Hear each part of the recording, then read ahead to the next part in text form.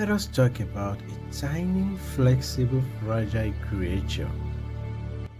This creature that I'm talking about, it's one of the smallest creations in the universe that even a 3-year-old child can hold in his hand, squeeze it, and it will die immediately. But surprisingly, that tiny creature is capable of doing what no human being can do, even the giants. Have you noticed a butterfly? Butterflies are adorable, beautiful, and eye-catching creatures. They are blessed with great wisdom beyond human comprehension. Although a butterfly is fragile in nature, but our grand creator assigned a powerful assignment to this creature called butterfly. We as human beings multiplies through sexual intercourse, and that is how we bring children of our likes to this beautiful planet of ours, and we call it reproduction. Meanwhile, our grand creator always wants the earth to be a beautiful place, so he created million species of flowers and plants that contributes to the greatness of our earthly home.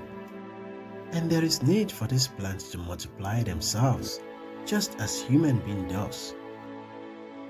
But unfortunately for them, they cannot have direct mating or sexual relations.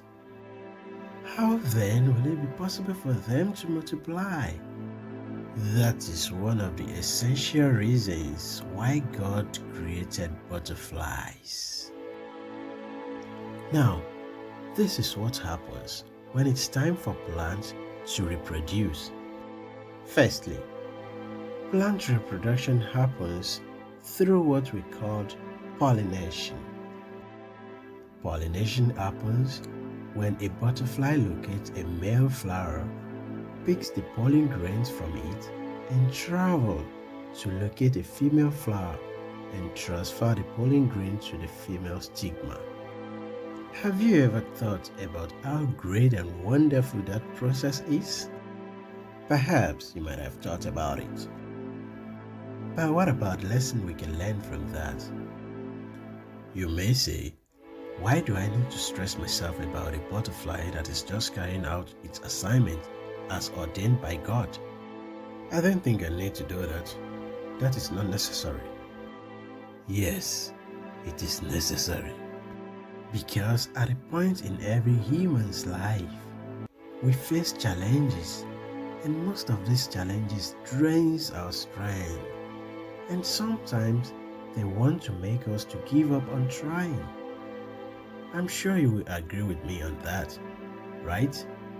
Good. Now, you see that butterfly that appears fragile and weak? It can travel as far as 4,000 kilometers, even if it has lost some layers of its wings. That is a fine example of resilience. Now let me ask you, what are those things that you think you cannot accomplish because of a predicament? Just think about butterflies. If one of the smallest creatures on the planet can perform great assignments successfully, what reason do you have to limit yourself? The Bible says, you are worth more than many sparrows. Matthew chapter 10 verse 31. Similarly, do you still remember we mentioned flowers? They are so beautiful as God created them, but with inability to produce on their own. But miraculously, God make a way for them to multiply. When you think low of yourself, always remind yourself about the process of pollination. And that is because whenever you think you are at a dead end, that is when your grand creator will bring you to the limelight. Do you still remember the story of Hannah in the Bible? At the time that no one believed it's possible for her to conceive a baby anymore, the Almighty Jehovah surprised her with a baby boy. Hannah was more than 70 years of age when she had Samuel. Do you remember? Therefore, stop looking down on yourself. Avoid inferiority complex. Avoid low self-esteem. Don't limit yourself. There is no limit to what you can achieve as far as God is concerned. Just learn from His creations. Go to quiet places. Observe God's creations. Observe His wonders. Appreciate God's greatness.